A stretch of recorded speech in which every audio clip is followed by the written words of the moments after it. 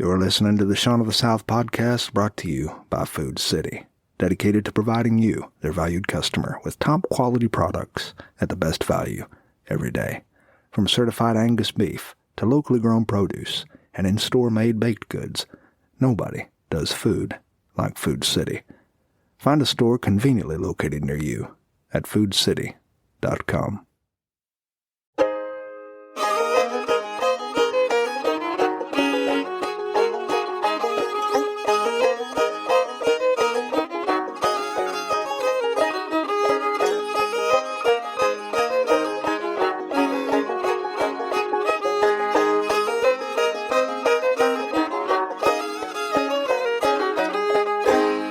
Today is a podcast that I kind of have been looking forward to because when you are podcasting, you have this overwhelming sense of who really cares itis. It's a disease that plagues a lot of people who, like myself, who just struggle to figure out why anybody out there is even listening to this. When you write, you can kind of put yourself in another mode, and you can deliver whatever you want to say behind the veil of text and a big white screen, and a blinking cursor. No one's looking at your face or listening to your voice. But when you are talking directly to people like this, you have this overwhelming feeling that who really cares what I have to say? I'm not sure I care what I have to say. Actually, I can tell you I don't care what I have to say, because who am I? And what in the world do I have to offer you that could be worth you listening to me on your drive in your minivan, or while you're working out, God forbid, while you're on the treadmill, you poor suffering soul. And I'm overcoming this who cares what I have to say itis.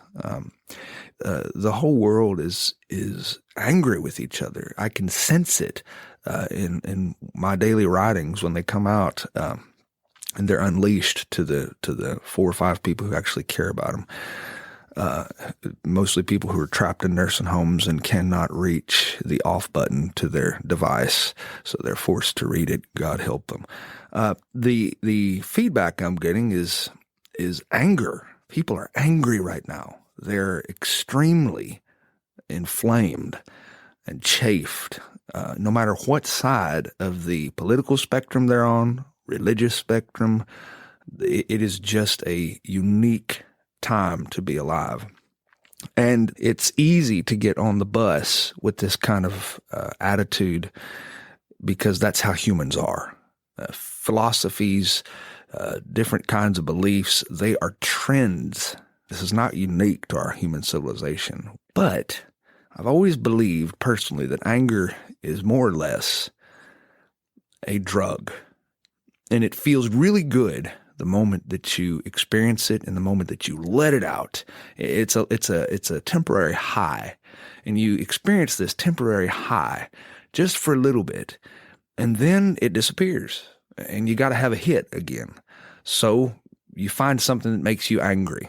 And your brain just kind of normally does this naturally. It goes to that thing that just really ticked you off. And that, I believe, is kind of where we are right now. It's exciting for people to be ticked off. They go to their preferred social media platform, and the platform's algorithms are pumping out whatever they know will inflame them and get them really hacked off, so that these people will hopefully comment and respond, and their anger will just get stirred up. And these people will do this every day. They'll pump this stuff into their head, this stuff that makes them angry. And they walk around with this stuff in their head, angry. And so that led me to write a column, which I'm going to share with you now, which generated a lot of emails to me, both good and bad.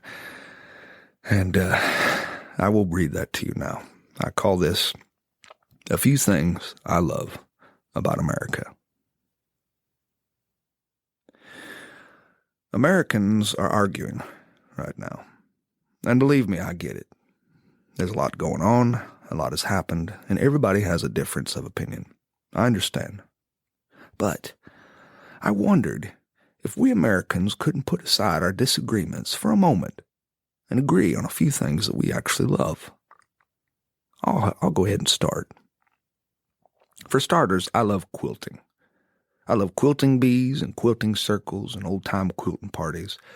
Americans didn't exactly invent quilting, but it's an American art form nonetheless.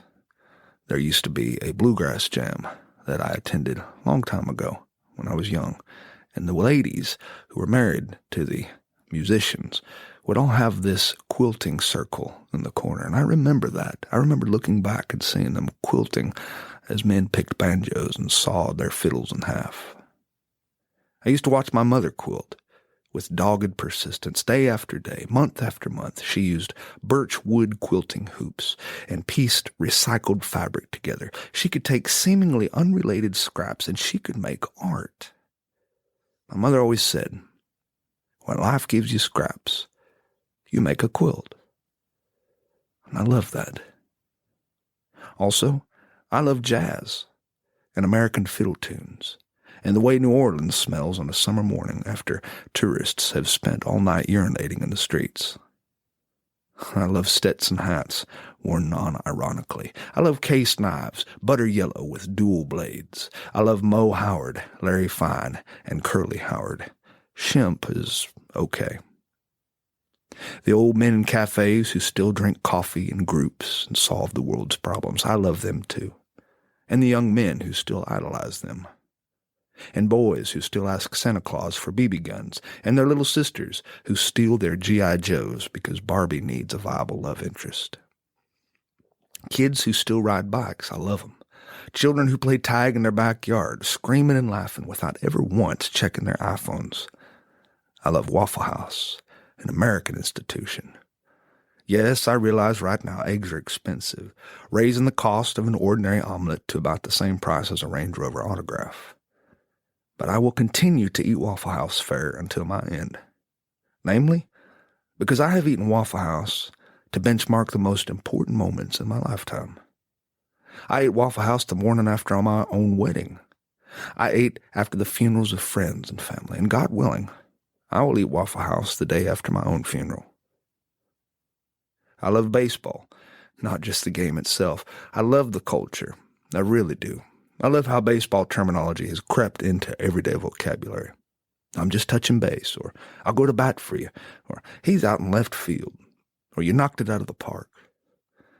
I love the old game before they proposed computerized referees, the days before pitch clocks sped everything up, just so that advertisers could fit in another 50 commercials. I miss the grungy AAA ballparks of my youth, the smells of flat beer and cigar smoke and meat-like rubber substances served on hot dog buns. Back when the game was slow and pitchers still went up to bat. I love Davy Crockett, Louis Armstrong, Helen Keller, Dorothy Lang, Aretha Franklin, Andy Griffith, Groucho Marx, Lucille Ball, Laura Ingalls Wilder, Dolly Parton, and Willie Hugh Nelson. And I love you, whoever you are, listening to this right now. In fact, you are what I love most about America. You're a great person, no matter how different you and I might be, no matter how we might disagree, no matter how dissimilar our backgrounds. Maybe I'm foolish enough to believe that even though we appear differently, think differently, and believe differently, it is contrast that makes the scraps of a quilt truly beautiful.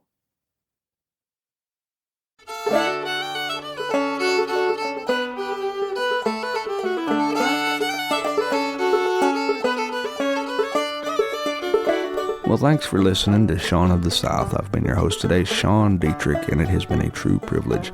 To find out anything more about what I do, you can visit SeanDietrich.com, or for those who are not particularly good spellers, you can visit SeanOfTheSouth.com, and there you can find out all sorts of information that you didn't know you didn't need to know about me. And while you're there, I hope you take the time to drop me a line. Tell me what's important to you. Tell me what's going on in your life. I'd like to hear it. And in case anyone hadn't told you today already, I love you. Now go say that to somebody else. Have a great day.